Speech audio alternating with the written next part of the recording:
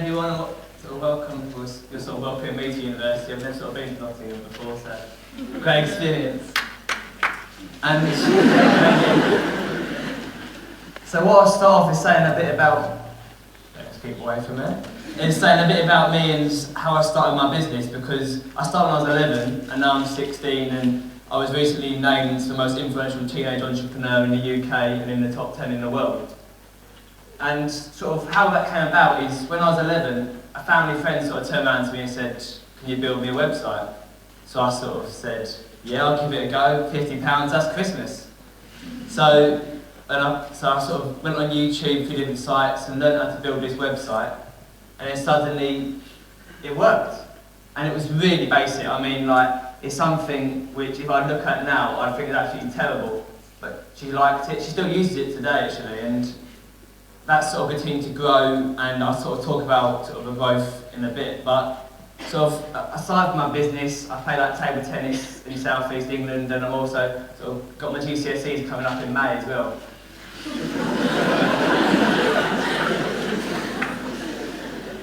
So one of the obviously key influences to me in my business has been my school, because at the end of the day, I'm there till 4 o'clock every day.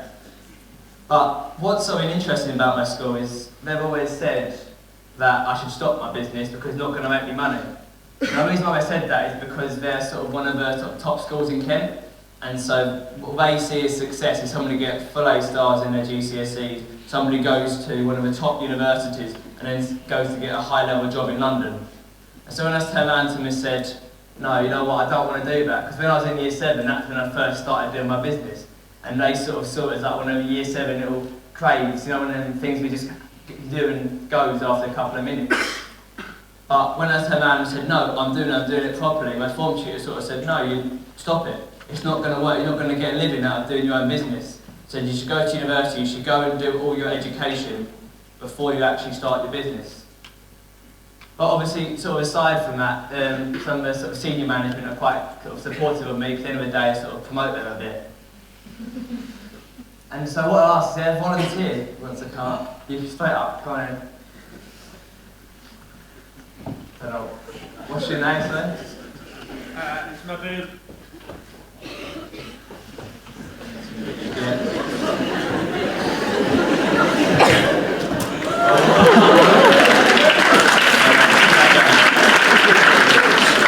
That's just sort of a gift from Santander Business Banking.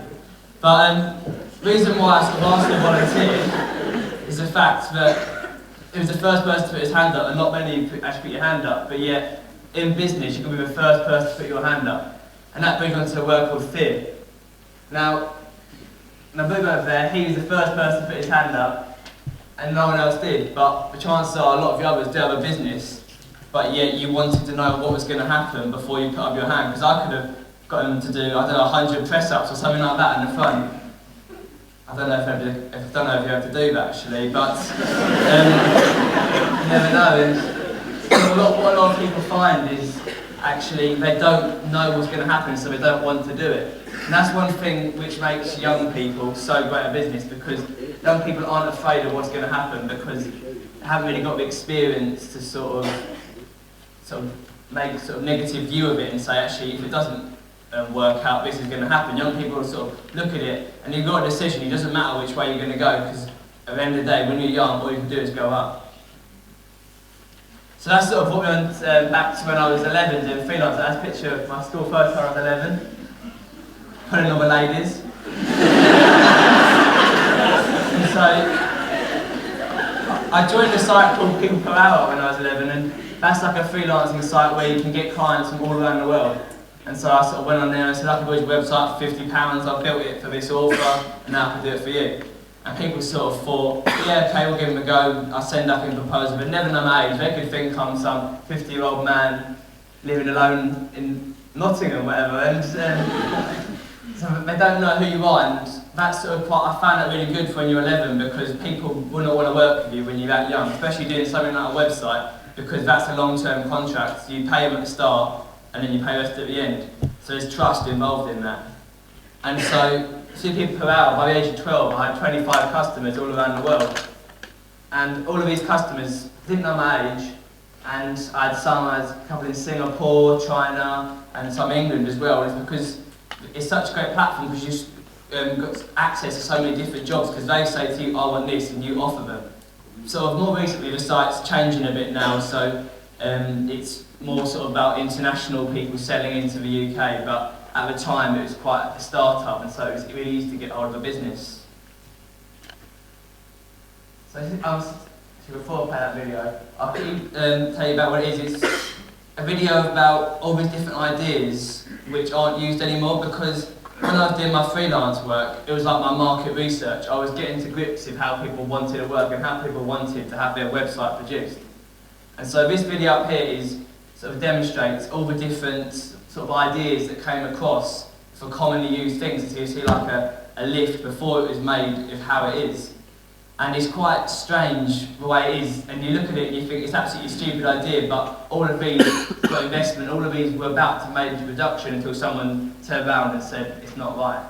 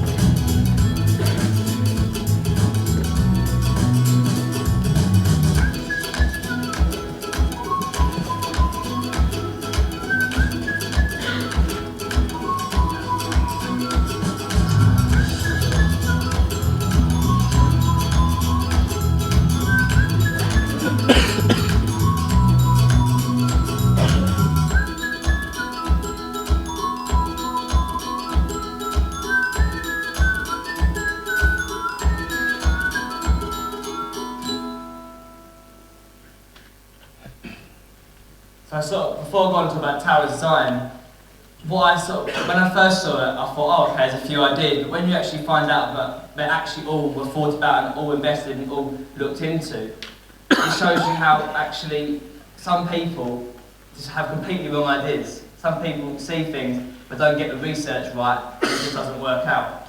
But that's where young people like yourselves are really great at things like that, because young people aren't afraid to change. Whereas if you go and chat to an older entrepreneur who's been in it a long time and you say, I want to do it like this, they're going to turn around and say, no, that's not how we've ever done it, that's not how we're going to continue to do it. And so that's what I say about making the most of being young, because you're not afraid to try new things and sort of push the boundaries. And so this sort of led me on to my freelance work to form a company called Towers Design. And we work with sort of startups and SMEs who are looking to progress online and become big corporates. And so in that, we started off, again, just me, but instead of freelancing as a company name, and that was in 2011 we started this. And then sort of as things moved on, someone said to me, can you build me a logo as well as a website?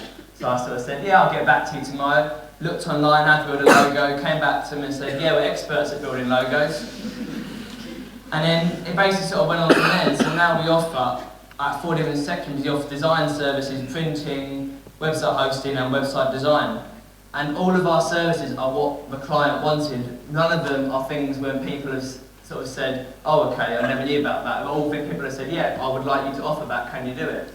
And that's what I think big encouragement for everyone is, do that. In your business, you have your starting point, but don't be afraid to sort of venture out somewhere else.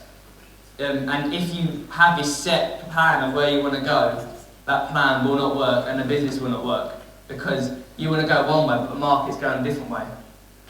And so sort of in tower design now, like I said earlier, we've got 500 clients all around the world, and now some of them are still startups, and some of them are sort of really big corporates as well, and we have had a contract with some big market leaders as well. And so, also within that, when it started off with just me, and then work picked up, so I took on my first employee, and she was 34. And then, so it did take a couple of rounds of trying to find someone who worked for me, but when I eventually found them, she said, yeah, you know what, you're paying my living, so I'm going to do it. And she actually worked with another digital agency before me, and she said that, you know, the way you're working is something new, and although it's quite obvious, it's new because young people have got a fresh approach to business. And obviously that's sort of progressed now. Now I've got 15 employees and they're all around the UK as well, so we haven't actually got a central office yet. That's because I'm waiting for my GCSE to get out of the way. And then, so then in June time we'll be getting a central office down in Kent and also in Liverpool as well. And then sort of getting back to what happened with Tower Design is, because obviously I was 13 when I started Tower Design, and it got to the stage where I had Tower Design for my plan A, but also had plan B. Obviously when you're young you want to start loads of different things, you want to sort of get your name out a bit and just try everything. And what ended up happening is I made loads of absolutely stupid mistakes. I probably signed up to about 20 telecoms contracts even though it was only me. And thankfully when you're under 18 you can sort of get out of contracts quite easily, but there was a stage when I was sort of thinking, what am I going to do now? I'm paying quite a few hundred a month for 20 or so phones when it's just me. So I had all these phones sitting on my desk, and never ring, but they just sit there. And so what I sort of say about that is make sure you've got your core focus there, but don't be afraid to adapt around it. So if you only think of your plan A, then your plan A is going to work. But if you start thinking of what you're going to do if your business fails, so you can say, oh, if this fails, we'll do something else, we'll do this instead, or we'll adapt it and do this. If you start thinking too much of what you're going to do is not going to work, plan A is not going to work, because you're perfecting an alternative option. And so, what you to imagine, you're a soft drinks company, and you sold 25 drinks in 1 year. Would you say realign yourselves and go to plan B, or would you continue plan A? What would you say? Plan A, put your hands up and do that way. So continue, and then plan B. Most people there. Well, that company there is Coca-Cola. And if they'd have gone to their plan B, they wouldn't have not been in the stage they are right now. But because they had a passion and the entrepreneurs behind it knew that what they were doing is something sort of new, they're now 3.1%, maybe even more now, of drinks consumed are made by them. And that's because they stuck to their sort of core focus. And that's what I think, sort of being young again, going back to that, is really great, because when you've got your two different plans and you're thinking, what am I going to do? You know what, if I only sell 25 drinks, I can't afford to keep the family going, or I can't afford to do that. When you're young, there's a lot more sort of support in place of that, and so, like me, if I don't make any money in 1 year, I've still got a house to live in because I live with my parents. And so, because of that, you need to embrace it, and don't be afraid to start at any age, because a lot of people sort of say to me is, I might start when I finish university after I've got a bit of experience. But actually, if you wait till after you finish university, you've lost a large majority of your support, because if you start a business now, like you've got the society, you can go and ask them questions and they can help you. But if you wait until you've finished, then who's there to support you? I mean, we did a survey, it's about 900 and something different young entrepreneur support groups sort of outside of university after that. But not all of them have the sort of right intention. Some of them have like alter egos, so where we say, oh yeah, you can pay us this amount a month and we'll help you out of it. So again, at the end of the day, there's someone at the top of that chart making money out of you making mistakes.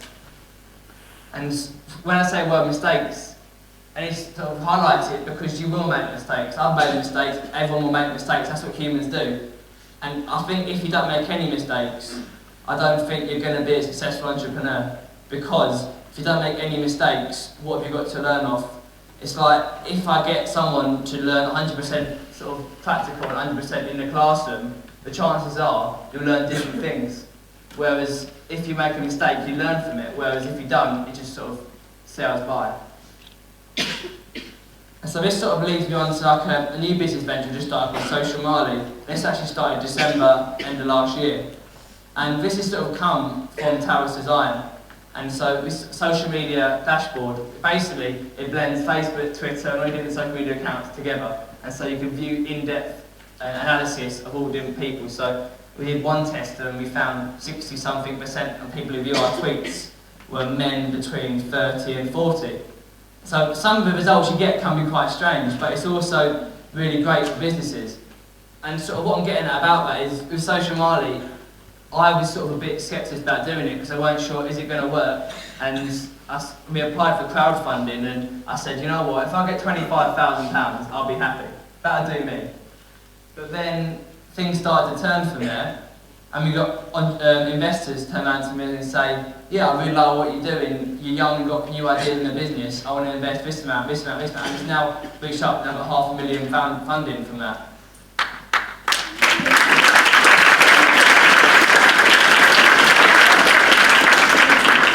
And so what you learn from that is that actually what you want, I wanted the 25,000, that was enough to sort of get started. But when you suddenly get £500,000, that's an awful lot.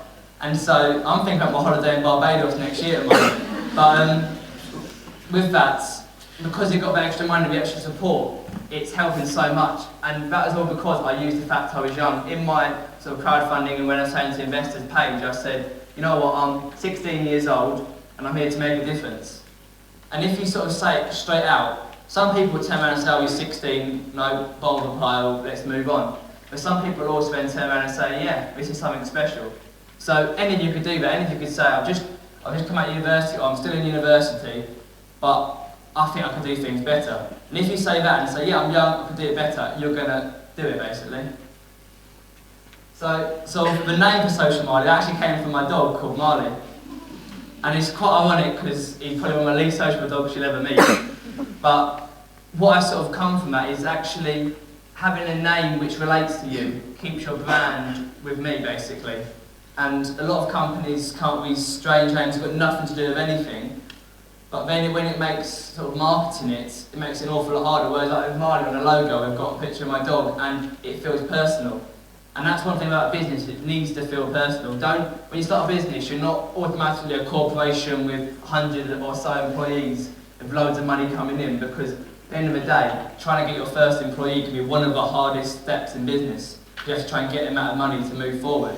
And so if your business relates to you personally and it's sort of a true representation of who you are, then when you walk into a networking sort of room and you sort of say, yeah, this is me, this is my brand, you relate together and that's going to sell. And there's sort of a few screenshots of what it's going to look like sort of when we move on. And so what I want to talk about is the challenges of being under 18, or actually not under 18, but being young and having a business. Because obviously you've got all your, let's say usual, I mean like the generic sort of challenges of starting a business and all the different sort of problems faced with that. But then when you're especially being under 18, there's an awful lot more. Like for example, I went down my bank, I think how long ago is that? 1.5, maybe 2 years ago. And I said to them, well, I want to pay in this money and get a printed balance out. And they said, you've had 200 and something transactions today. I said, oh yeah, that's good, isn't it? I said, no, it's not good. You've got a child's bank account with us, but that's definitely not a child's bank account thing. And I knew what they were trying to get at, so I said, oh yeah, it's my birthday. And they said, no, that's not your birthday. And so ended up what happened is they froze my bank account and they took all the money as sort of fees. And obviously, as I walked out of my bank, I was absolutely devastated because that was all my hard-earned money that I had people I'd meant to be paying, but they took it all. But thankfully, because I was young, I sort of turned around and said, what's happening here? You know, why is this doing? So I contacted an organisation called the Federation of Small Businesses and sort of said to them, you know what's been happening? Why are they doing this? I'm young, they should be encouraging it. So thankfully they unfroze my account and doubled my balance. So it worked out quite well for me. But if I wouldn't have sort of been a bit cheeky and sort of said to people in organisations why they're doing this, it would never have happened. And I know it's not just me who's had this problem, loads of people have had this problem where they've been told they can't trade because you can't get a business bank account, but your child's account's being frozen. Now there are actually a few different banks sort of looking into offering that, but at the end of the day it's still a problem. And another issue sort of faced with being young as well is like being an online business is like a payment gateway, it's like PayPal, WorldPay, something like that. And obviously that's how they take our money online. You've got to be 18 for that. And I have to admit, there was a time when I was using it under my own name, and then they found out when I think the someone high up in PayPal read a newspaper article about me and said, oh, hang on, he's got an account with us. And so I sort of got one of these dodgy letters to the post and said, you know what, you're going to have to stop this, get off our system and find somewhere else. But it's sort of changed now because actually all transactions are done for my dad's name online now. And although he's got nothing to do with business, he's actually like a draftsman or work in a corporation, it has to be done through his name in order for me to get money to run my business.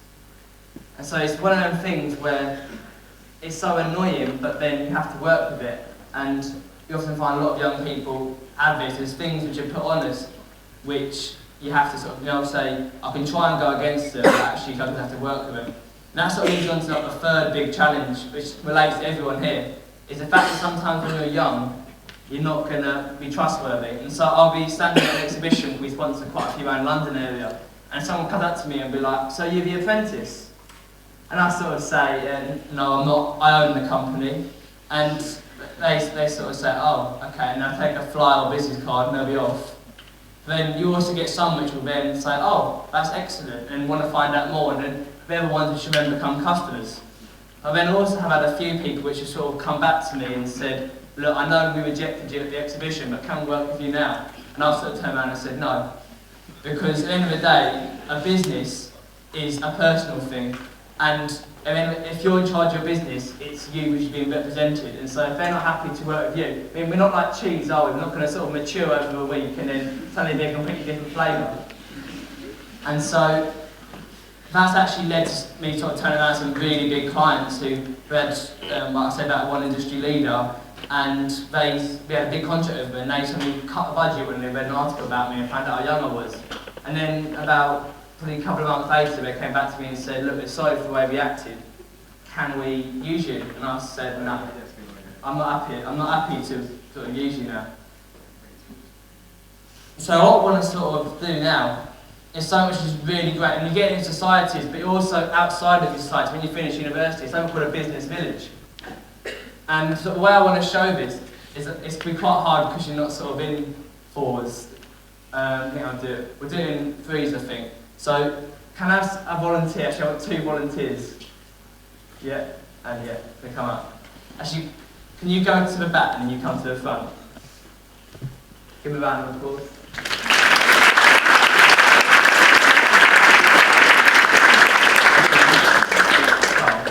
So Carl over here is the conductor, and what we're going to do is we're going to have 3 different things in business. So we're going to have social media over here, and I'll tell you what we're going to do in a second. That's your key threat, social media. Your one's going to be partying, because you know what universities are like. Not quite that age yet, can't get into pubs, but... And then over here, what should we do? I'll think of one. We'll do EastEnders.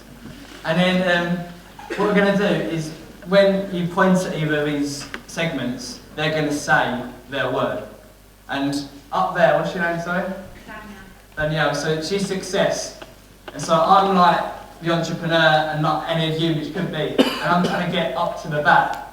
But we'll sort of see what happens. So you're going to start just having a bit of practice on it. So just point it up really loud. But see it's the loudest. Oh, come on. No.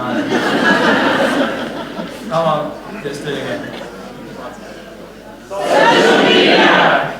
Marketing! Social media! Marketing! EastEnders! Right, keep going now so I get to that. Marketing! Marketing! Marketing! EastEnders! There's always different things shouting around me. I can't get to the back because I'm distracted. And then I'll come back down over here.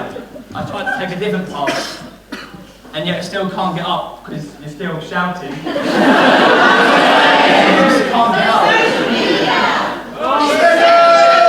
And now, so I'm not saying any of them are bad, but now if we can get on this road, if you're on the edge of a road, can you stand up and face inwards? Everyone stand up under the edge of this road and face inwards. So what they're sort of simulating there is that's like the business village. And what happens in business is if you're surrounding yourself by people who are all forward thinking and got the same ideas like a society, it's going to be a lot easier. So you guys don't call out anything when we start doing it again. I'm going to start your conduction. Social media. Marketing.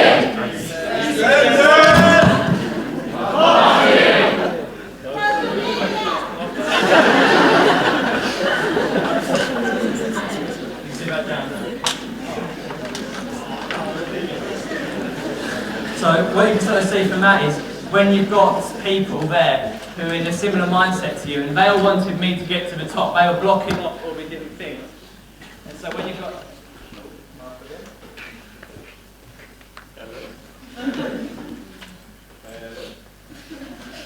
Martha, shout.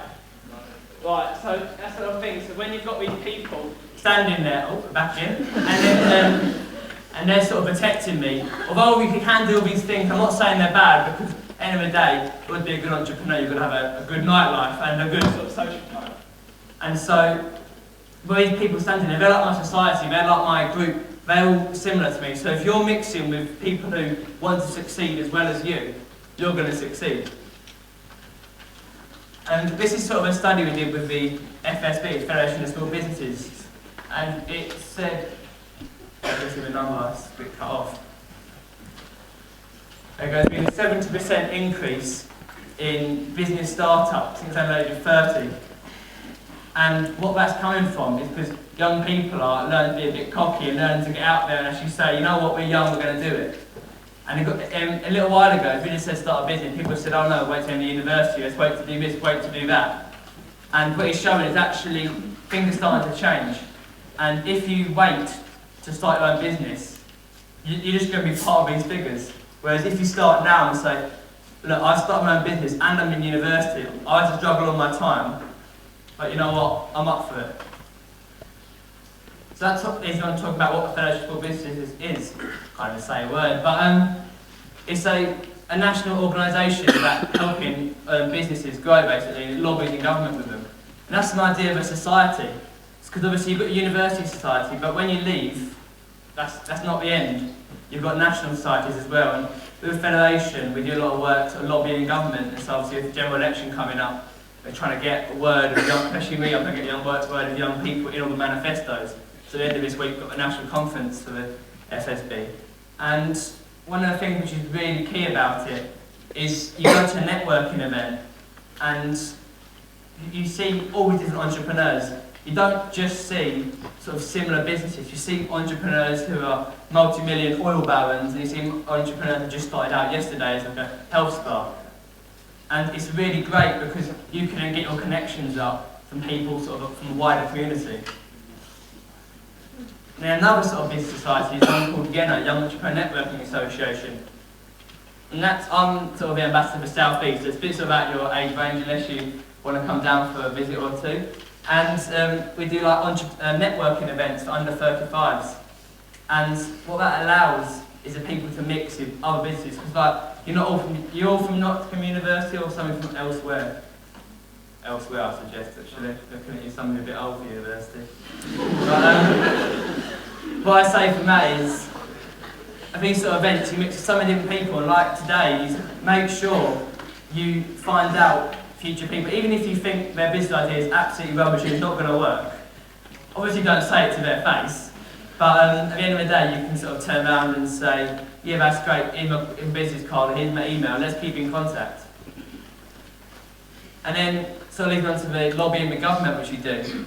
And sort of in that, we're bringing the word of young entrepreneurs into government, because at the moment the government are really pushing apprenticeships. Actually, there's about 2 million apprenticeships they've built in the last, I think about 2010 or in the last so many years. And that's because they see it as a way of pushing forward, and that's becoming like a set pattern. Whereas what I'm trying to say to you is actually, if you start your own business, you're breaking that pattern, and sometimes you may feel like the government's not listening to you. But that's where, as a sort of young people in this generation, we need to be really resilient and fight through it. So I do a lot of work sort of lobbying the government, trying to get the name of young people in government, and so yet to be announced, but hopefully by the end of the week there'll be sort of young entrepreneurs as a focus of a few different of the parties' sort of movement forward. And then sort of leads me on to like a press coverage because of that. And all of this, none of this press coverage has really been because of my business. Because at the end of the day, Towers Design is just another digital media agency. I'm not afraid to say that because there's so many out there. And obviously we've got a few different twists which we do differently. But at the end of the day, you could find a similar, not the same, but a similar one. But what sells the company is the fact that I'm young. And everyone sitting here is if you're waiting to start your business, obviously, I'm not saying how you're going to sell it, you can still sell a business without being young. But But you get so much easier press coverage. Like for Matt, I've got one of the authors writing a book about me at the moment, and I've got Channel 4 doing a documentary about me. And all of that is sort of finding out sort of the life of a young entrepreneur. And obviously they haven't got maybe a social, sort of not social life, pub life, can't get in there. And I can learn to drive soon, so that'll be good. And but sort of from that, being able to get away public and say, look, I'm young and I'm pushing forward, it makes your business stand out. And really, I must stress, do not be afraid to do that. Now, so I'll leave you with a few sort of start-up tips for your business. So the first one is register as being self-employed with HMRC as soon as possible. Because when I was 11, I didn't do that. And then when I was 13, I finally did it. Obviously, when the government find out they've had 2 years without knowing, they want money. And so I've had all these bills stuck. I said, yeah, you haven't paid it since you're 11. So I went on the phone to him and said, you think I'm going to pay my tax when I'm 11? I mean, most 11-year-olds wouldn't even know what HMRC is, so how are you going to be able to pay tax plus all these fines on top? And so what I'm going to say is just do it straight away. I mean, even if you're not actively trading, as long as you get yourself registered as being self-employed, it's going to limit any of these sort of hefty big sort of bills that you get put on you. And the next one. Network as much as possible. There you go. So that's like your society. That is moving forward. I mean, with networking, you never know you could turn around and meet your next business partner or your next big client. And I can't remember who was sort of reading it, but there was one person who was sort of, it was a cafe, and they served a drink to someone at the cafe, and it was after the cafe was closed, and so they let this person in have a quick drink before it went off. But then they thought it was just a routine customer and being kind. That person then came back a week later with 500 friends at this cafe. And what it sort of shows you is don't keep yourself restricted, be open to new things, and by networking you can mix and learn about all these different sort of new tactics. Because at the end of the day, this person was trying to test his business to see if it's worth bringing the rest of the business over. And so make sure you network, make sure you've got business cards, and make sure when you network you have like an elevator pitch you say to someone. And a lot of people sort of say, oh yeah, I've got an elevator pitch, but it has to be effective. And the next one. Keep to your roots. There you go. And so what I'm saying by that is that actually, when you start to grow your business, remember who you first came in contact with, remember what you first did, and keep connected with them, because like some of the people I first did when I did my business, they were absolutely tiny businesses. They were sort of, they're single people who maybe haven't got much of a say in what a business, but actually they still send me Christmas cards, I send them Christmas cards every year.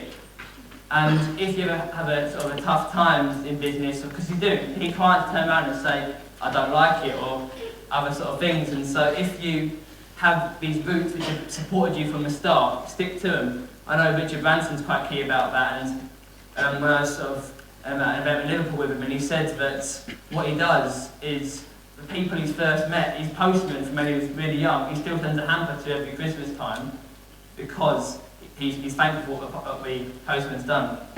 So the last thing is about keeping your brand real. Make sure it's a true representation of who you are and not what you think it should be. And so if you can do that, and if you can sort of say like Social Marley, it relates to me, then you're going to be able to sell it a lot more, and it's going to come across when you're networking.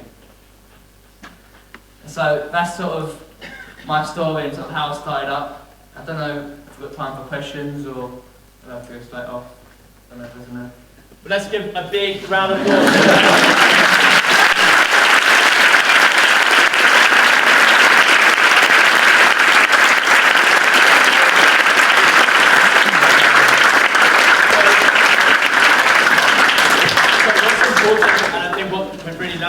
How young you can be when you start a business. There's some distinct advantages starting a business so young, and I thought it was a great speaker.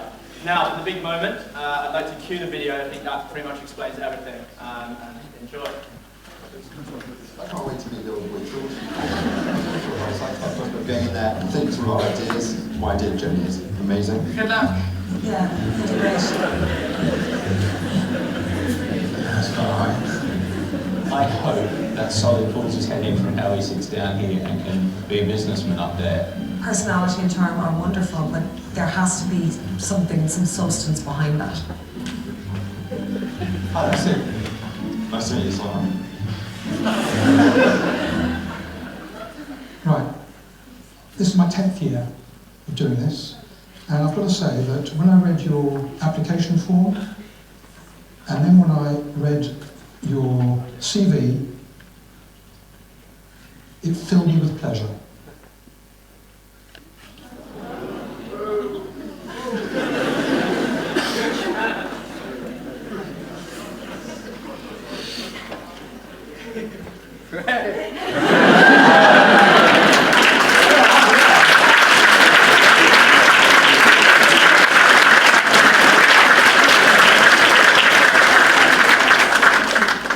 Sorry guys, we had a technical glitch.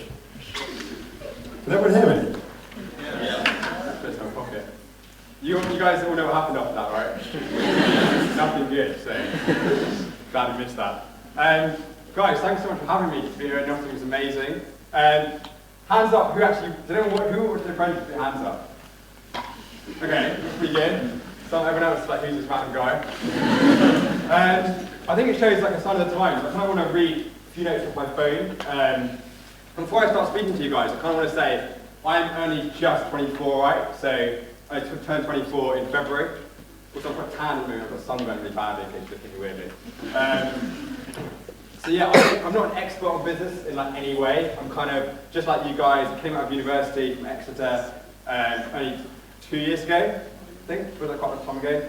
So I'm not an expert in any way. I kind of want to tell you about my story, what I've learned, and then talk a bit about The Apprentice. You guys can ask some questions. We can talk about, some of the more funny stuff like that. Me doing quiet.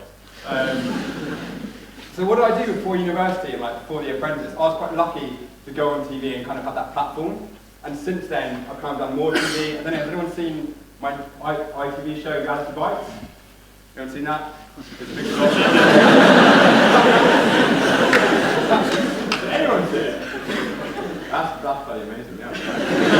Okay. Right, skip that part. Right. So, I was at school in Kent, right, and I kind of started business from quite an early, young age. And I always had kind of like schemes on the go, like little businesses that I would do. So my school was quite far away from my home. We had to get like a minibus. So on this minibus, right, I would sell sweets, like I would sell like wham bars, like refresher bars, cokes, all that sort of stuff. And I was making like, I think I was making like 20 quid a week. So I thought I was like a millionaire, like at the age of like 15. Who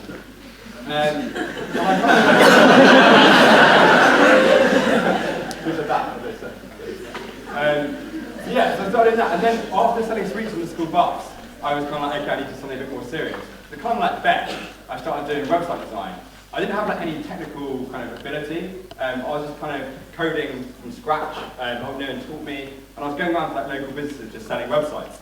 And that was making like a fair bit of money, but nothing major. And my dad's a doctor, right? And my mum's a teacher. So they're both quite strict professions. So they're like, sorry, you need to get to uni, can't sell sweets the rest of your life. And then that was a dream. I thought it was really wonka. So I kind of had to like get a bit more. Oh, hey man.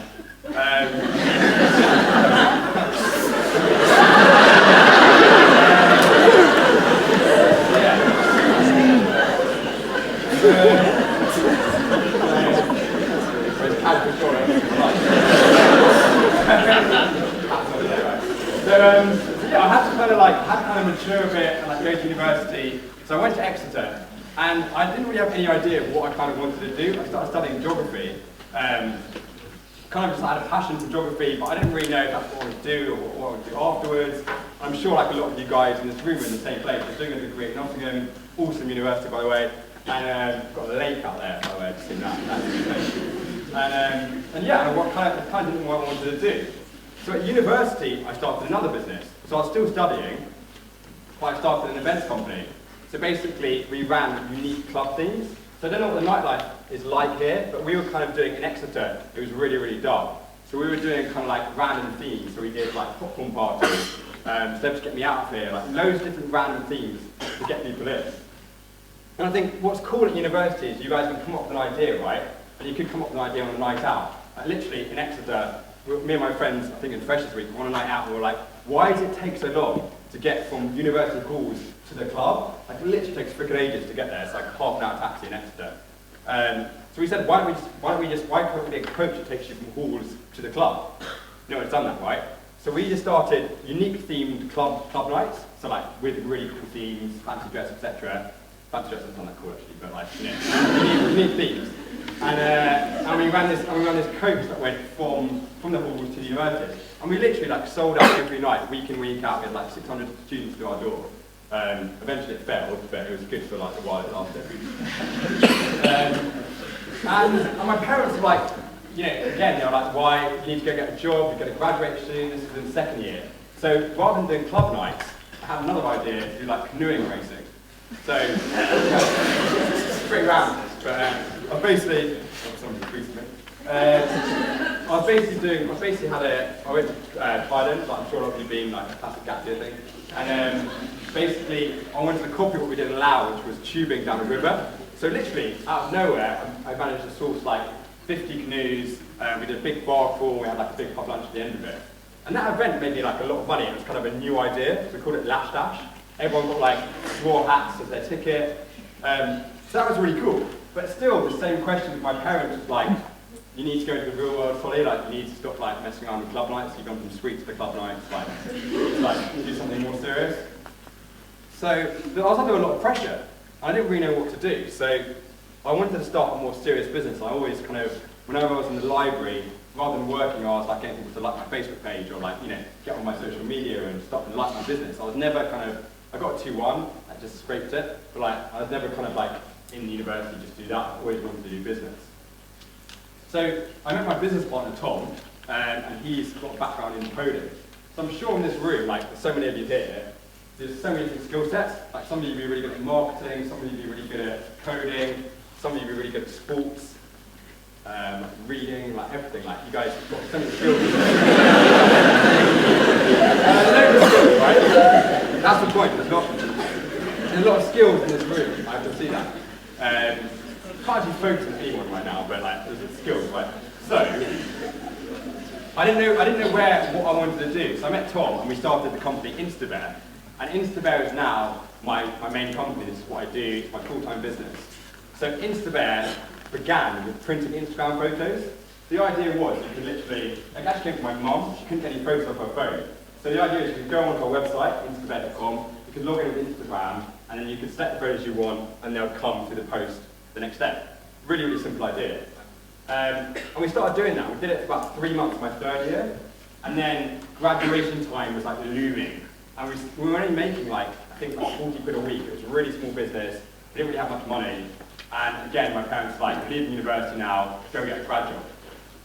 And I'm not knocking like grad jobs like Deloitte, KPMG, all those careers are really good, but for me that wasn't kind of the route I wanted to go down. It wasn't going to be satisfying enough. I kind of always wanted to do my own thing. So we had to adapt, we had to change really quickly. And this is the point that I want to make to you guys, is we changed so quickly. Essentially, we started working with Jack Wills, which is like the clothing brand. We went to Jack Wills and they said, okay Solly, we like the concept of Instagram through the post, but can you make it into the real world? Can you basically do live reading and live printing? So what they wanted is, if you go on a hashtag, so say like hashtag Nottingham Uni, you could basically put your hashtag in, send a tweet, it would go straight onto the screen, on like a big screen like that with my face on. As picture for life. And then it would print automatically. And we couldn't do this, like in this meeting, we hadn't got the software, we hadn't developed this, that wasn't our business. But we basically said, yeah, we can do it, like we'll just do it. So we essentially had like 2 nights before we had to try it for the client. So we worked every night, we managed to get a prototype, and it worked. And we started doing the first event in Nottingham, I think it was, Leeds, probably, or one of the Jack Wills stores, Edinburgh. And then we started doing 3 more, I can't remember my story. And then we started doing it in 3 more Jack Wills stores, and then we got a regional contract to cover all of Jack Wills stores nationally. So that was massive for us. But the point is, we changed so quickly. We didn't kind of think, okay, we're not making money doing the prints, we're making like 30 quid a week, let's just give up and get a job. We changed the business model really quickly. And I think that is the point about business. It is like riding a wave. You literally have to go with the times. If your idea isn't working, then you've got to change it.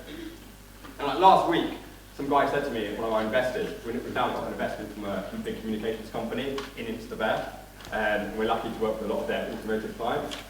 And he said to me, sorry, well, this is like the one thing that stands out in my mind. It's like business is like a bucket, with like a hole in the bottom, and you constantly have to keep pouring water into it, and you're losing it the whole time.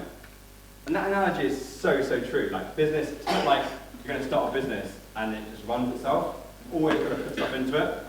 I do quite a few talks to primary schools, like smaller kids. Obviously, you guys are older than that.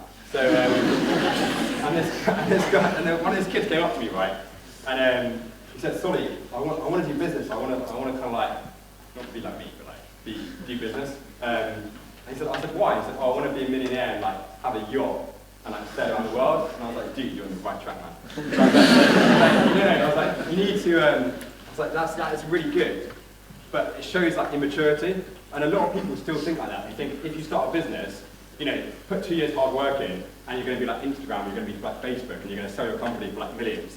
And that's just totally not true. Like, working on a business is so hard. You're putting so much effort, and what a lot of the kind of like newspapers and media show you is the more glamorized thing, like Instagram selling for like billions of pounds. They don't show you like 10 years of hard work and slaving over that company, and those guys put into the company, and all the changes they made, and all the sacrifices they had to do for that company. So whilst running a business is amazing, and for me it's like such a sense of freedom, and like I love every day I come into the office, I can do what I want, and I can channel the company in the direction I want it to. It's also really stressful. So I think you guys have got to decide whether you want to risk it, or you want to kind of play it safe for the grad job. I think that is the kind of key distinction. And in life, you've got to take risks, right? Everyone's young here. We can afford to take risks. I'm 24. I know like if my company goes bankrupt, I'm still going to be okay. But I don't have a family or kids, like hopefully. So,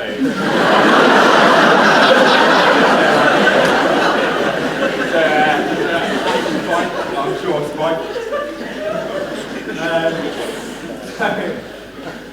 Right. So, has anyone heard of like the Willie Keeney? Yeah. Big fan of that. Really big. So basically, the Willie Keeney, like it was on The Apprentice a bit, but it's basically like a man thong. You know how it is? I'm not wearing one now. No. Essentially, it's like it's obviously like for your Willie.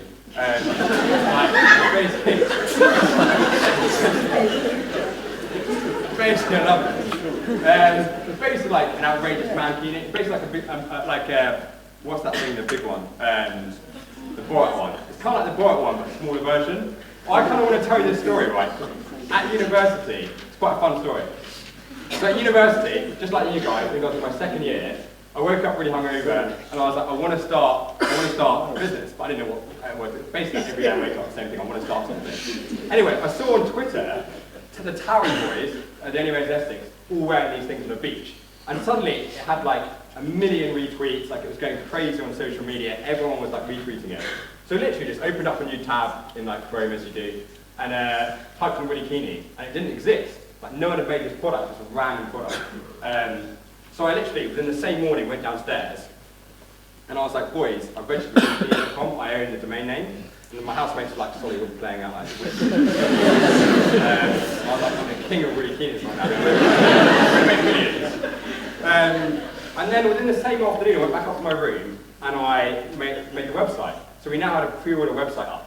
And this is the great thing about doing pre-orders. I'm a big fan of pre-ordering stuff, and like big companies do it on a huge level with, when you go to film, you pre-order to watch a film. Small companies do it to help their cash flow.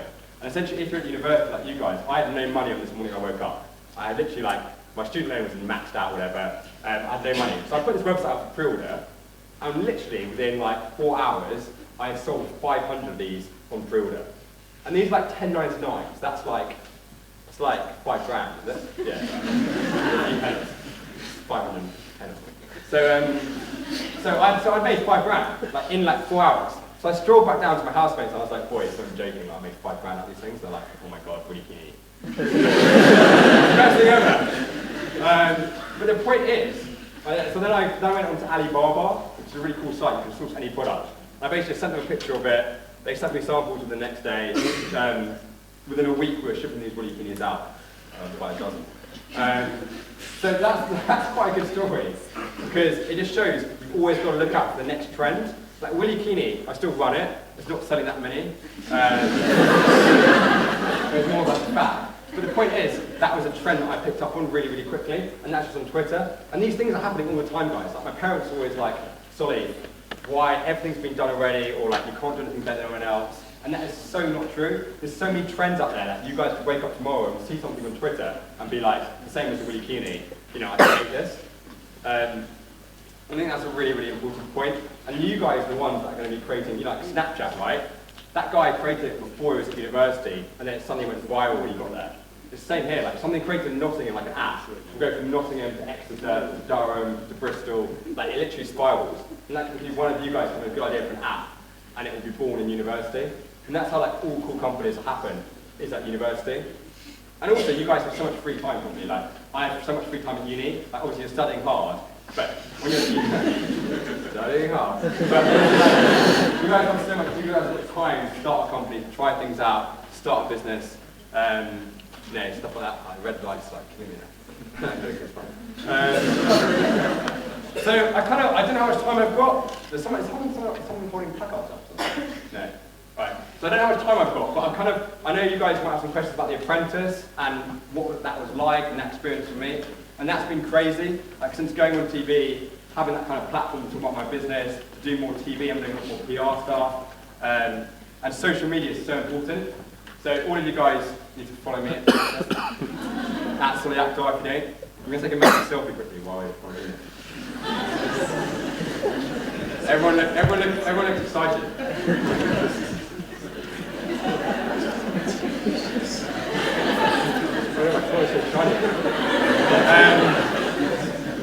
So yeah, so do you guys have, I can talk about The Apprentice a bit. Like, I think the biggest thing for me in The Apprentice was when Claude destroyed me.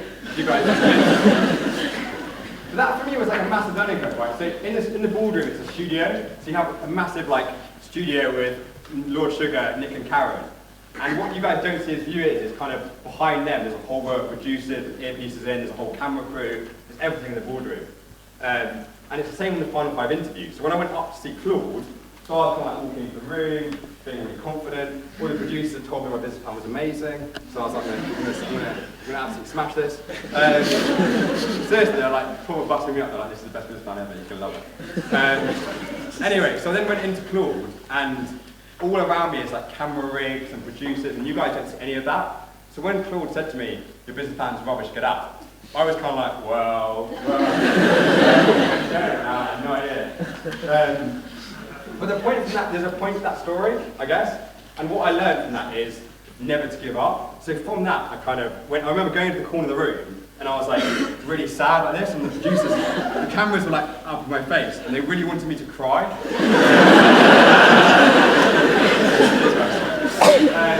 Because they hadn't, like, the public in the UK hadn't seen me upset, like they'd seen me like really energetic and like, you know, me being myself. And I was really true to myself on the TV show. But the public hadn't seen me upset or sad. The producers really wanted that side of me to come across. And I remember going outside of the studio and like, having a bit of fresh air and kind of composing myself after that experience. And I could have like, just at that point been like, right, I'm going to give up, like, it's never going to work, Phil's destroyed it. Obviously Dan was absolutely loving it, like laughing his head off. So I could have given up, I didn't. I kind of went outside, took a few deep breaths, kind of got the situation in context, and then went back up and I was like, right, I'm going to smash next interview. I'm going to go explain to Lord Sugar exactly why my business plan was bad. You know, I'm 23 years old, I've never written a proper business plan before, I started my company from scratch. I wanted to go through all that with them. Obviously I still got fired, so it didn't quite work. But the point of that is, you know, in business and in life, there's going to be things, there's going to be hurdles, especially at university, where you've got to kind of go over it. And you've got to kind of pick yourself back up and carry on. And I was quite like that at university. I remember when I was in Exeter going into freshers, I was quite like shy. I went into my room, like I didn't really know many people, and I started just joining everything, like joining societies, joining business groups, joining sports clubs, playing lacrosse for a week, was random.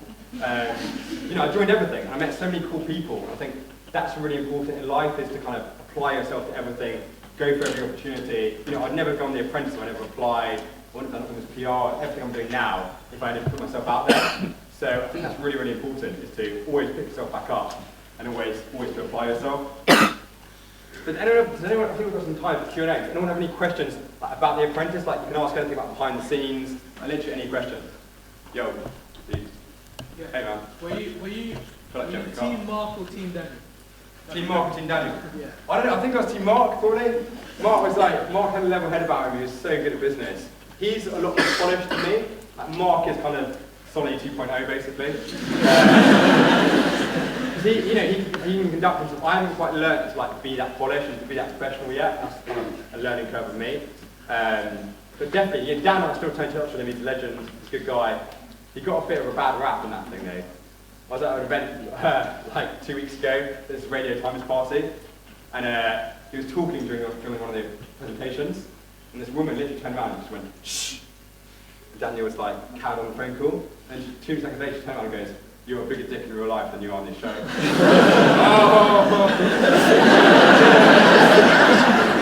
Turns out she's like the wife of the director of Radio Times. So. But yeah, in answer to your question, I think Team Mark all the way. I wanted Roisin to win as well. Roisin's pretty cool, and she's fit.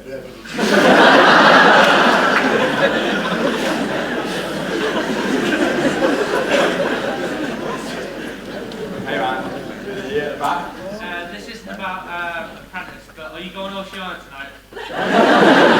I might be in Oceana tonight, yeah, not confirmed yet, but is that like a top floor dance property?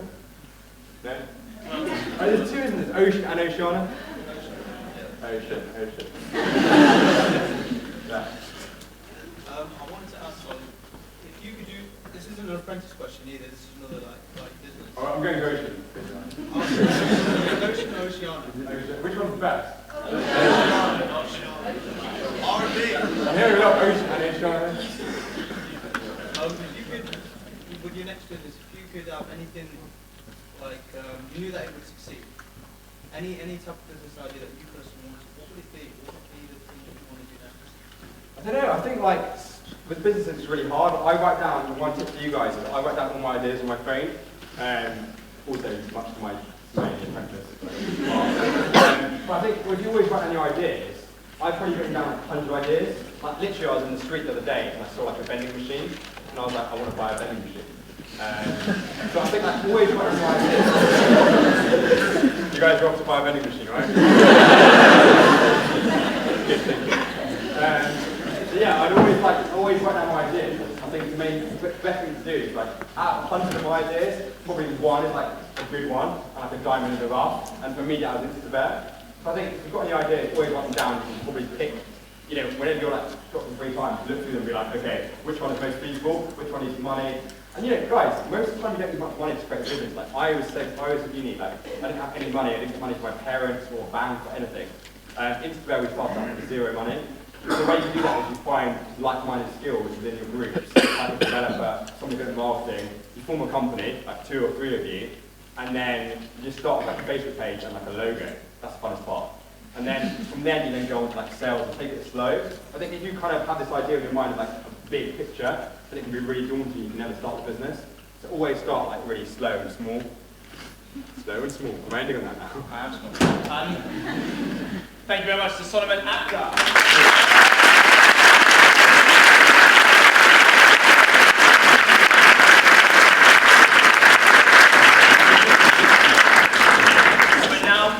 Final session, and this story is pretty inspirational. When we're searching around for speakers, we typed into Google inspirational speaker entrepreneur, and Judy was one of the first to come up. It's an absolute privilege for her to be here, and again, do the video, she is absolutely incredible.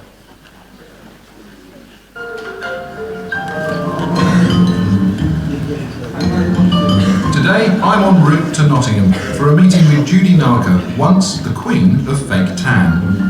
Lovely to meet you. Lovely to meet you too, Peter. Come on through. Judy got the European rights to sell Saint-Tropez and turned it into a multi-million-pound success. At its height, her business was turning over £17 million a year and making profits of £7.5 million annually. The brand meant everything to me. It was my baby, it really was. But there is a time to let it go, and there's a time to say enough. Let someone else run the ball. It wasn't just profits that made Judy rich. In 2006, she sold up, netting a piece of a deal worth a reported £70 million. So introducing Judy Narker.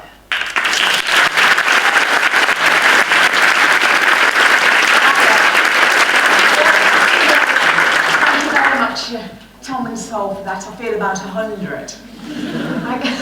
But I can tell you I still like to party, always did party, and I think perhaps I've had a better afternoon than those guys have had. So entrepreneurs never change, you know.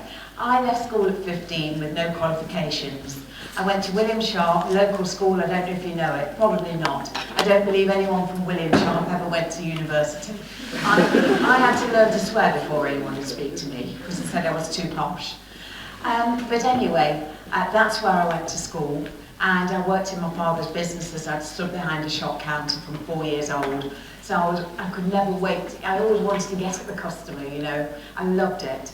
And I ran my father's fruiterers and florist shop. I taught myself to be a florist. And then when I was 21, we sold out the shop, and I'd seen a few weeks before, it was the first promotions girl, and it was the John Players special girls, you know, and I thought, oh, I could do that. And so literally, we did the stock take, and I went away the next day to be a John Player girl. And of course, it wouldn't be PC now, but we were there in the hot pants, because of course, we had to use sex to sell in those days, because, you know, being a woman, you really couldn't earn the money. It wasn't equal at all. And so we used all the sex appeal we had to, you know, to get where we got. I mean, you know, I didn't do it on the back, I've got to tell you, but because we were nice girls. But you know, it's really tough in those days. It certainly wasn't equal. So after that, I left John Players to go and run David Lever's Health Club, which was a health club on King Street, and it was the first really nice place. And basically there, I used to sell courses for about £600, and I'm going back now 40 years. So we were selling fresh air for hundreds, you know, it was quite hard, but it taught me a lot. I could sell the dream. And after that, I ran my father's restaurant, front of house. In between, I did have my son, which I always forget. I never mention him on the talk. It's just, you know, sort of motherhood passed me by. I used to take him with me in the carrier cart and, you know, sit to all my calls. And because I was in the female industry, it worked quite well. So, my first venture into proper beauty after the health club was when I was the sales agent for Declaor. And I got 15% of everything I sold. So if I didn't sell anything, I didn't get any money. And I had to pay all my car expenses, my telephone, and all my postage. And my first month's cheque was £75. Well, I wasn't making much out of that, I can tell you. But I worked and worked at it until eventually it built up. And my annual commission was up to £75,000 a year. Well, at that time, you could get a rep for £32,000 with a car. So obviously I was getting quite expensive, so the writing was on the wall. And as the guys say, you have to be moving all the time. While I was doing the Declaor, I always had something in the boot of my car. I'd be selling jewellery and diamonds and all hair stuff, all sorts of things. And so it always paid the extra expenses. And so I was offered a range called Australian Body Care, which is a tea tree oil range, which you've probably heard of. And it was some Aussies came over to England, and I thought that was a great way of getting an agent. What they did, they came right into the middle of the country, they were in Coventry, they went into the beauty salons around the Coventry area and said, we're looking for an agent or a salesperson, who do you recommend? And my name kept coming up and up, because not only was I popular, I had a car phone as well, and a fax machine. You can't beat the old fax machines, I miss it to this day. But you know, that was you know, cutting edge at the time. And so I'd left London at 4 o'clock in the morning. I'd driven over to Birmingham, and they got me on the phone and said, could I meet them? I met them in Edgbaston, and we did the deal. And so I set up the whole of the UK for Australian Body Care. Within 2 years, we got 4,000 accounts, and it was quite incredible the way that took off.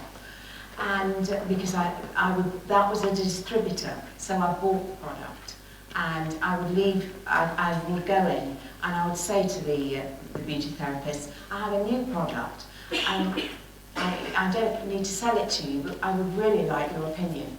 And so I used to go in, give them all the sales knowledge, how to sell it, and then leave it and say, I'll be back in 2 weeks. You can pay me for what you sold, give me back the rest, or you can have it on 30 days.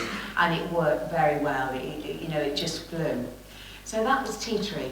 And so David Lever, by this time, the Declare man, realised that I was going to do very well with the tea tree, so he said, you have to choose. So I said thank you and goodbye, which was quite a big thing to say goodbye to 75 grand a year, but I did. But I'd already been offered Darfan, which is a very similar range, and so within, I think, 5 months, I'd stolen all the accounts, I got them all back using the Darfan, and I got the tea tree as well. And then I took a phone call from a guy in the beauty industry who said, Judy, I've got this fake tan, are you interested? And I said, no, I'm not bothered, Paul, I've got fake tans and it's seasonal anyway. So he said, well, this one's aloe vera. And I'd only said to my partner the week before, I quite fancy a little aloe vera range. So I said, well, if it's aloe vera, I'll have a look. He said, well, I haven't got a UK distributor yet. And so I said, well, that's all I would want to do. I don't want to be an agent anymore. I want to be a distributor. So it's okay, well, I'll let you know when I get samples. 3 months went by, I heard nothing. And I wasn't bothered anyway. But he said, he gave me another call, said, was I going to the beauty exhibition? I said, yeah, sure. He said, I've got that fake tan, but I'm going to have to send it back because nobody wants it. So I said, Paul, I told you that I would be a distributor for it. Oh, right, he said. So they gave me this product, I opened it up, and of course it was dark brown. Now, at that time, there was no brown tans on the market. And I knew from my Declare days that all the therapists were terrified of self-tanning because there's many a bride gone to the altar with one white leg or a white arm because they miss it, they forget they've done it. One body gets the same as another, and when you're dealing with them all day, you do them in bits and you cover an arm and you forget where you get to. I know that sounds ridiculous, but trust me, I've done it. And so I thought, when it's visual, they can't go wrong. I also knew that come the first bit of sunshine in the spring, all the companies sell out of self-tan. It was the same with Declare or Darfan. The French never let you have it, they keep it for themselves. And so I would always buy 100 bottles of self-tan in February and then keep it as soon as the sun shone in the boot of the car, and I would be able to sell it, and of course I made the commission. So I knew there was a gap. So when he gave me this bottle of tan, I was so furious with him because he hadn't offered it to me first off. I took it home and I thought all my knowledge of fake tanning I'm going to throw out of the window. So I slapped it on my legs and I thought, this is going to look like hell in the morning, and I'm glad. Well, it was fantastic. It didn't smell, it looked good, there was no streaks. So I said, I'd really like this. So he said, oh, well, I think I can swing it for you. And he said, we'll go over to California. We can get what he said was, we can get a few trips to California on this. Well, I didn't think that was right, so I said, well, I'm going to go this weekend. So Norman and I, my partner, we shot over to Los Angeles for the weekend, like you do, because I can't do business with anybody that you don't eyeball, And I met this young couple who looked like Ken and Barbie, I swear to God. Plastic surgery, never seen anything like it. But anyway, she had this very nice product. We looked at the lab. It was the first natural lab in America. They say they invented the little bunny with the line through, so ticked all my boxes. So I ordered 2 pallets of this, of Saint-Tropez, and I think it was £15,000. And it was delivered in my garage on Good Friday. So I loaded up the boot of the car, and off I went. And I found some salons open, and opened 4 new accounts. And so every day I would go out with a boot full of tea tree and a boot full of Saint-Tropez, and sell whichever. I'd try and open new accounts on both of them. By that time, although all my addresses and everything, I was a sole trader, my address still said 22 Vorton Street, which is, where Lidl is on the corner there. You students must know where Lidl is. And that was where I ran my business from, in one of those semis. 22 it was. And so I was, selling out of there. I pack the parcels at night and go out on the road, leave the parcels out for the guy to collect. And, you know, I worked and worked, and eventually I moved over to what was Tabula Fames, the old chapel opposite Sainsbury's, which was my partner's picture framing place. And instead of being downstairs to the cellar, this was upstairs, so we used to carry all the product upstairs. And so it started to build up. His sister was working for me, although I wasn't really keen because she was a bit quiet. But anyway, she answered the phones.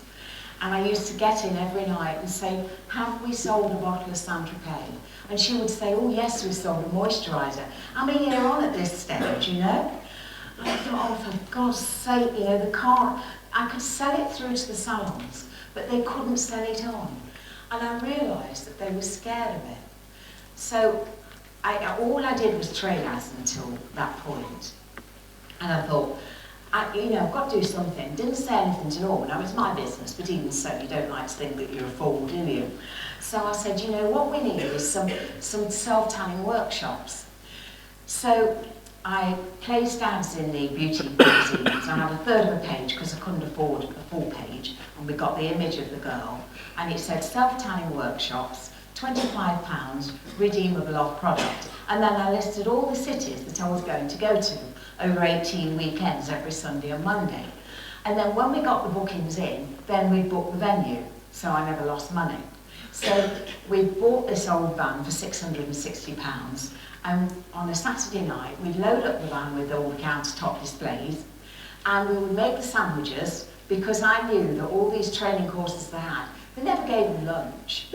So I thought, well, I'll make them a really nice sandwich, and apart from that, I couldn't afford to buy them all for the Sainsbury's. So we'd be there buttering away, and Norman would say, are you sure this is how you make millions? And I used to say, oh yeah, never really dreaming, you know, that it was ever going to go that far. But sure enough, what would happen is I would do an hour's product knowledge, then I would do a demonstration, and then split them into pairs. So the tan one, then I'd give them the sandwiches as an order form, so they'd all place their orders to get the money back, you see, the £25. And then the tan the other. So at the end of the day, they knew how to sell it. They got product to go home with them, because that saved me £5.50, which may not seem a lot, but it was to me. And then, so when they got back to their salons, they got the tan. The clients would say, where have you been? And they would say, Saint-Tropez. So it was a fantastic way of getting the product out. And then it grew very quickly. So once I've got the accounts on the ground, it was time then for me to start PR. And again, that was daunting, because I couldn't afford PR, but I took them on anyway. You know, as Norman and I, we used to say, oh, fuck it, let's do it. And so, you know, we took on this PR company, and it was a lot of money. And as I say, I couldn't even afford the postage, and this was £1,500 a month. And the first piece that we had was the Daily Mail. It was, you know, it was coming out, and we were told all our clients this piece was coming out, and it read, we don't like, because my PR had insisted on sending it out, and I said, Felicity, it's different to anything they've ever used. She said, oh, they're fine, they're beauty editors, they know how to use it. Well, they didn't. I was devastated. Do you know, to this day, I've never read that article. I just couldn't bear it.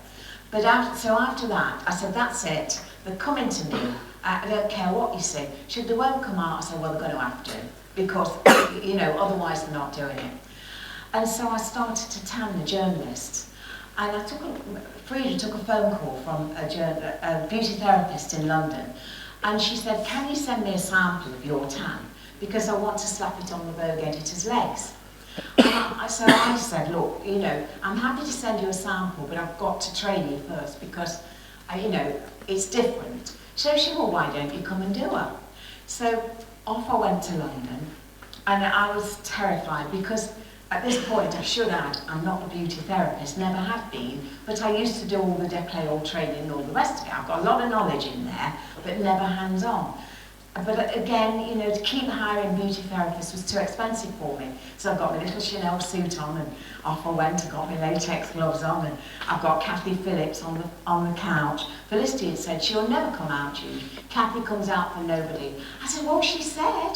So anyway, sure enough, she was there. So I just thought, I'm just going to have to go for it. So I slapped it on her and I left. And within 10 minutes, the phone went. And it was, she said, oh, it's Kathy here. She said, I really like this product. Do you think I could have an exclusive? And I said, well, I'll see what I can do. I'll speak with my PR. So again, Felicity said, she won't do it, Jude. She won't do it. I said, well, you know, I've got to go for it. I've got to do something. So she said, well, we'll give it till July. So Kathy, true to her word, bless her, she did 4 pages in Vogue. She tanned Eva Hertzgerena with her own hands with no latex gloves. And she brought it back to the editor, and the editor said, oh, you're crazy, Kathy. You can't do that. Nobody's heard of these people. Our advertisers would skin us alive.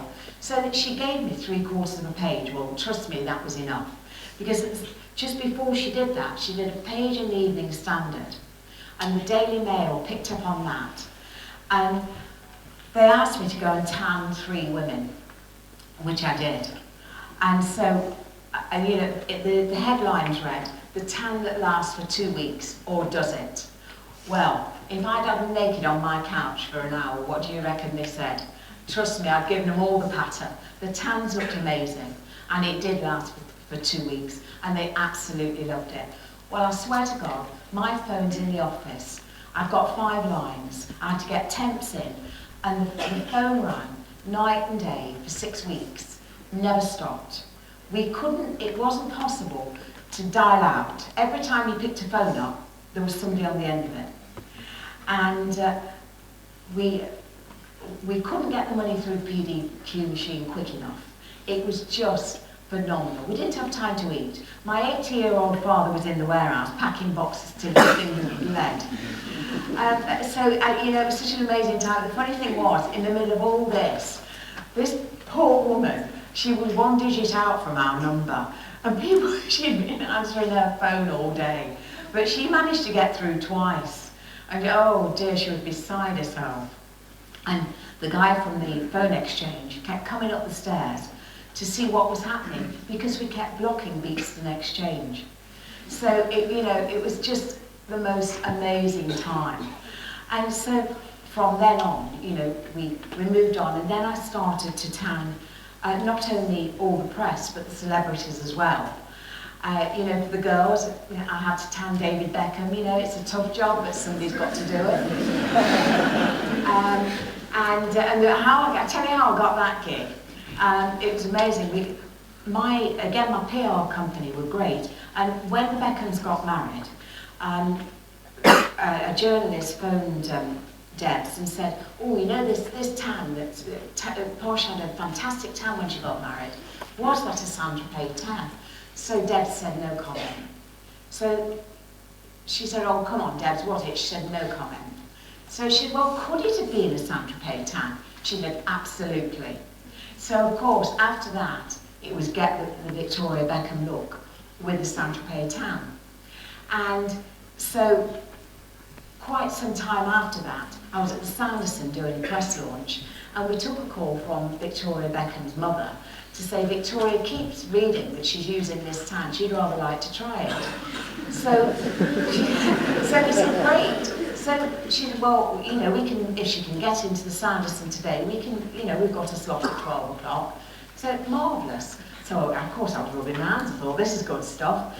And, but damn me, she sent a chauffeur in first with a non-disclosure agreement, which meant I couldn't talk about it.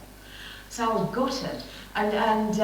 So, you know, David arrived, he wanted a Coke, then he wanted a burger. Well, have you ever bought a burger into Sanderson? It was 40 quid then. And, anyway, fortunately, the service was so slow, it never arrived. So I tanned Victoria, and I'd saved a carrier bag because I'd run out, and it was a nice frosted one. And we gave her the 3 products in the bag. And when she went out, the paparazzi were there. And they thought that I, called them. Well, I hadn't, absolutely not. The Daily Mail phoned again. They offered me another double-page spread, and I said, no, I can't. You can't do it. But she was in all the press, which was fantastic for us. And then I went again that weekend to her house. And my mother kept looking out of the curtains to see if the press were there, because they were convinced. But anyway, after a few weeks, we became good friends. So I used to go regularly to Town, Victoria and David. And I used to do, one for the boys, Elle Macpherson I used to go regularly to, Amanda Holden, Denise Van Outen, Michelle Collins, Billy Piper. I mean, you name them, and I tanned them. I used to do Donna Elliott. Cat Deely was one of my particular favourites. She was great. So, it was great fun. And of course, they didn't want tanning at funny times of the day. So that celebrity endorsement was fantastic. I've got to tell you, they're getting a bit cute now. You have to catch them when they're on the way up, when they're just coming out of being B-listers, because if you leave it, their agents get very wise, and they want quite a lot of money. But all of my celebs gave me permission and let me do it for nothing, which was fantastic. So with all of that endorsement, it built and built and built. We went into our own premises. By the time we'd even got in there, we'd outgrown it. And then that was in Beeston on Windsor Street. And then we got a second place at Chilwell. And it was just phenomenal, because this product was coming from America. I used to, if I had a mission statement, it was, I never wanted to be out of town, because I didn't want the same to happen to me. But I promise you, I was flying it in every week. And, it's funny how things hit you from left field that you'd never imagine, desperately waiting for this tan to come in. And it was while mad cow disease was happening. And McDonald's had bumped us off the plane to import beef. I mean, who'd have seen that coming, And it's just the most bizarre things you get when you're in business, the problems you get. And then I said no to boots for 3 years because I really couldn't get enough product, to be honest with you. But when I felt the time was right, by this time I was in, I think, 10,000 beauty salons, and it was really time to go retail. And so Boots said to me, what will it take for you to allow us to sell your product? And I said, well, if you can just put a notice on the top of your shelving for your nearest salon, call this number, then we'll do it. And we did. We became the biggest selling line within Boots. And within the entire section of Boots, they took 50% of our business at that time. And they really were fantastic for us, and they were great to deal with. And of course, it was very handy to drop the stuff around. We used to do a delivery every day. And so Boots were very good for us. We also became the most stolen product in Boots, which you'd think would be good. But actually it wasn't, because then I had to lock it away in cases and things. And, and that wasn't so good. We always said no to supermarkets because we felt it would lower the tone. And what you allow one supermarket, you have to allow the rest.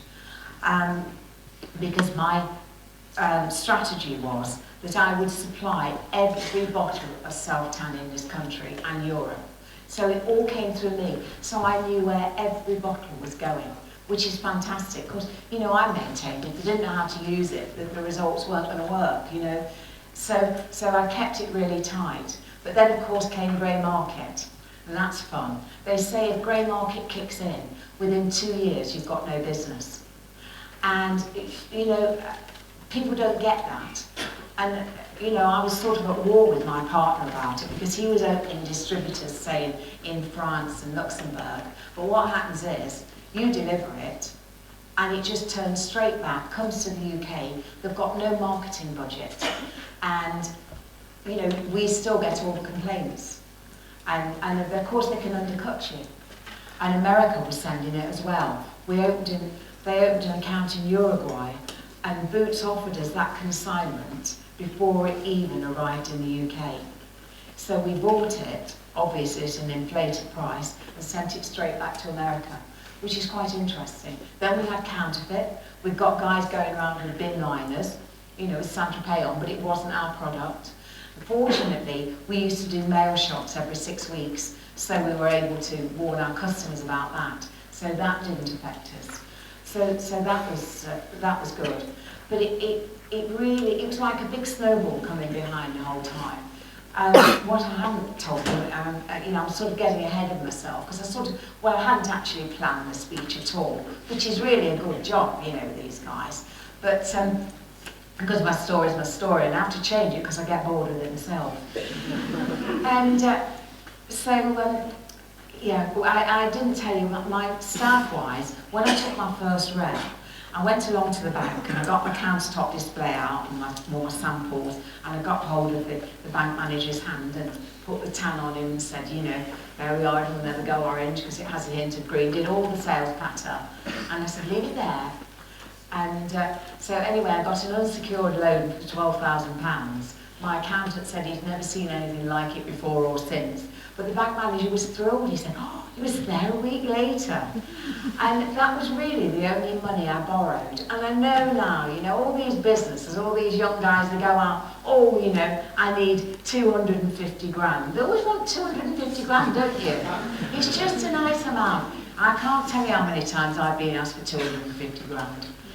And I'll say, I never used it. I tell you what, if it's your own money, it focuses your mind. Because when you've got to pay it back. But I know with all the websites and things, it's a different business. But I do what I know, and I like something I can sell and get hold of, a solid business. And I've got about 5 minutes left, haven't I? Yeah. So I think I'm now number 5.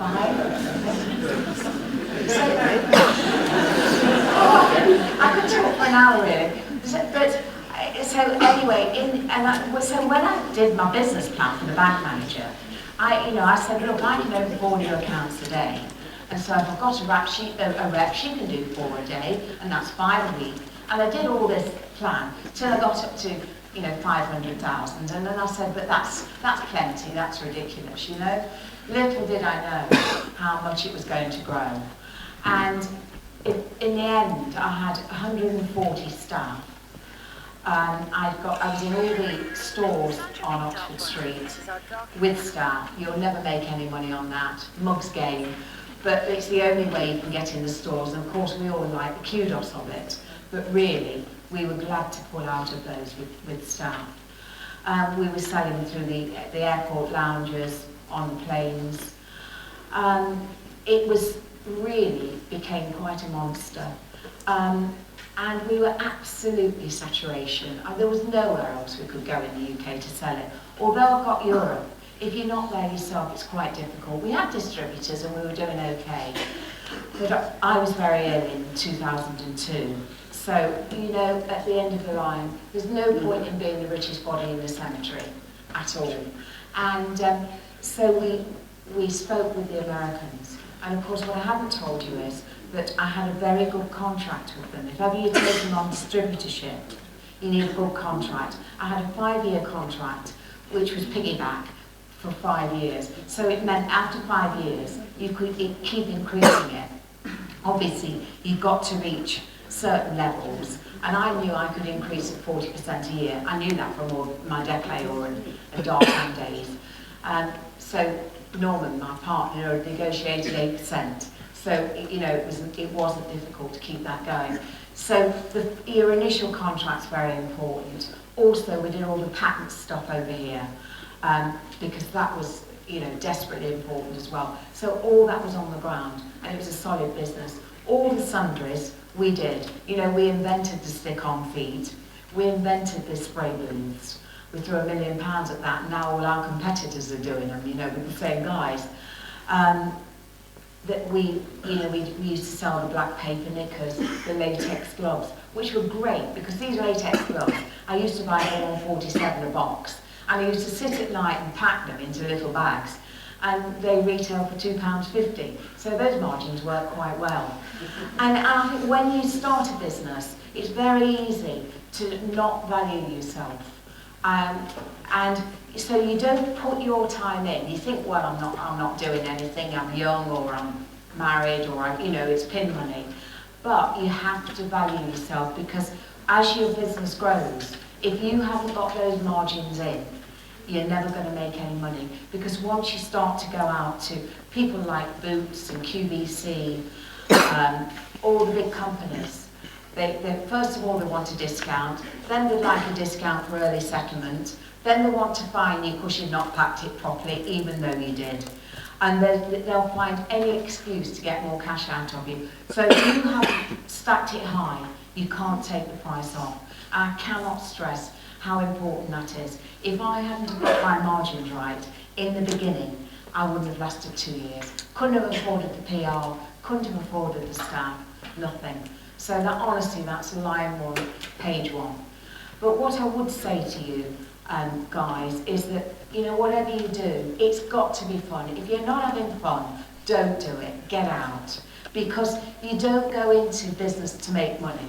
Yeah, we all like money, crikey, nobody more than me. But, you want to have a good time. I mean, you want to party while you're doing it. And trust me, we certainly did. So it was great. Now, by the way, I've got several businesses that I'm involved in. Whilst I was at Saint-Tropez, I developed a product called Airbase, which is a high definition makeup which we use for movies, television, just about to go retail with that. I was 10 years too early with it, no question about that, because I developed it with an Oscar-nominated makeup artist called Annie Buchanan. And it's a fantastic product. And now my son is brand leader. We're just going retail, just gone into Harrods. And so that's going very well. Because interestingly enough, I brought that out of the business when we sold. And as Peter Jones said, we sold for over 70 million. I'll be honest with you, we sold out to LDC, and I said I wasn't interested in selling out for less than 100 million. But by the time they're done, they chip you down and you leave cash in, and it's always the same. You've got earn-outs and everything else. But hey, it was enough. So I'm still, even now, I've got enough money. I don't really need any more. But I like the success. I like the entrepreneurial bit. So there's my son's business that I just throw money at. I never see any of that because that's all him. But then I've got Mella Russell, which is a bottom shelf skincare, where the margins are rubbish. But we sell everything out in pallets. We sell to Tesco's, Wilko's, Poundland. We're just doing a hair colour for Aldi, and dental section for Boots. So that's going quite well. I've got a premature baby clothing range called Teddy and Me, which is also going nicely. Bespoke fragrance range, and a production company with Hermione Norris and Simon Wheeler. Hermione Norris, who did Spooks, so he wrote Kingdom and Footballers' Wives. So I own a third of that. So it's quite varied. So I'm never bored. And I do a lot of charity work as well. I'm chair of Maggie's in Nottingham. So go and have a look there, guys. It's a fabulous building and worthwhile looking at. So, thank you very much for listening. I hope I haven't been too boring after these guys. But as I say, at least I've got a t-shirt. And I haven't given up yet. Thank you so much.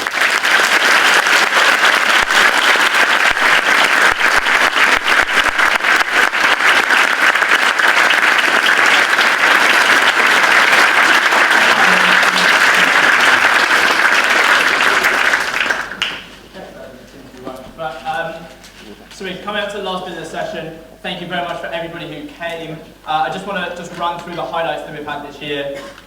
This wasn't really a society last year, so we did take it from basically zero to something. I think it's a start, and I think it's a pretty good one. So hopefully you all were inspired, you learned stuff. I think we had 3 incredible speakers. Let's just give a quick round of applause for them.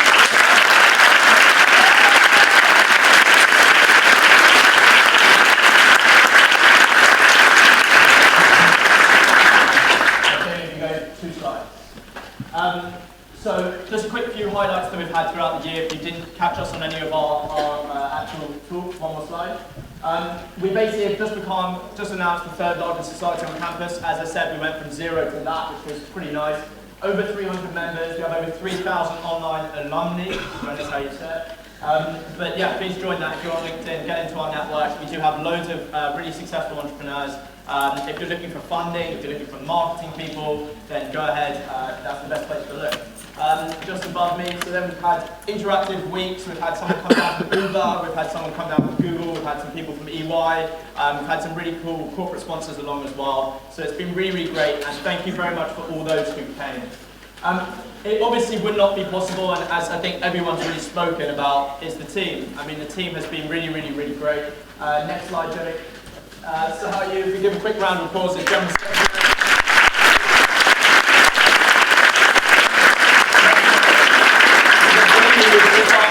Who was our head of special events, so he helped us with this event here. So it's been now, new star job has to have some special mentioning. 155 emails, 3 responses, and there are 3 corporate sponsors downstairs. So thank you very much to her.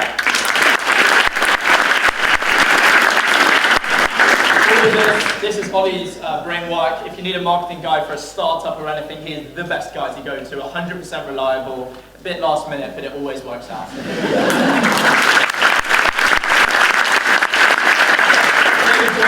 our finance head. He counts and he does some stuff with numbers, so he's great. Thank you, David. Ashley is the vice president for internal events. She organises a lot of the internal speakers. She does a lot of the logistics, the operations. So a big hand to her. She's really great.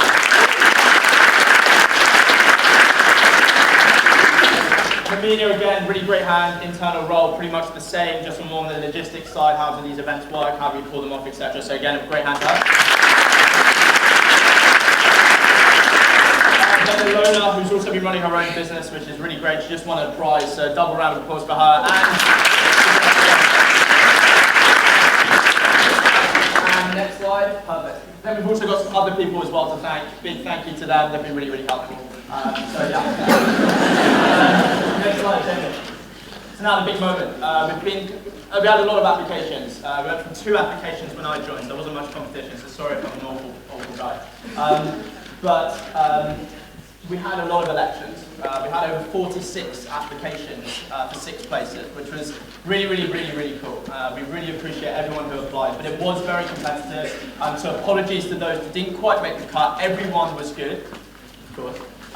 But there were a few that were particularly good, and these were them. So the first one I'd like to award the Nottingham Entrepreneurs brand new plastic trophies are to the head of marketing, who is Brits.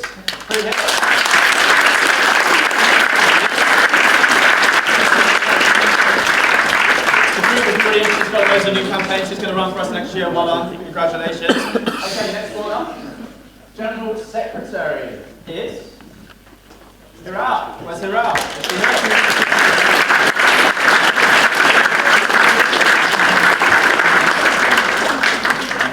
Hiral was also brilliant, very admin focused. She seems like she's going to get her paperwork done, which is exactly what you need to do in a society. So well done, Hiral. Congratulations.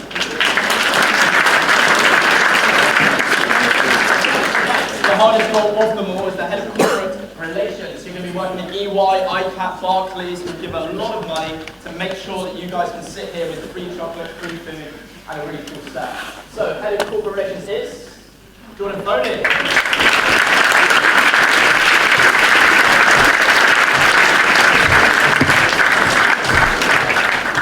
From what I hear, I didn't actually do your interview. You were really, really good, very strong in communication, and hopefully you can raise our money above 27k or whatever it is right now. So thank you very much.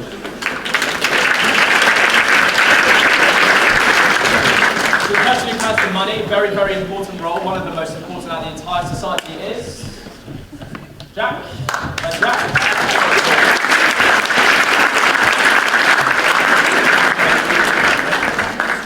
Okay, on to Vice President, and the VP for this year is Oliver Rodney.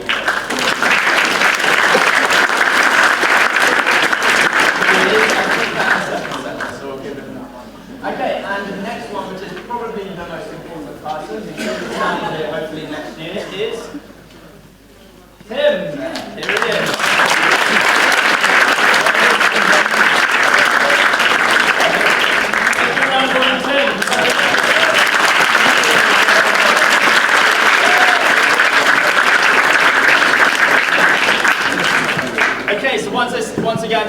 much to everybody who came here. We have been labelled the largest conference ever held. So let's give a round of applause.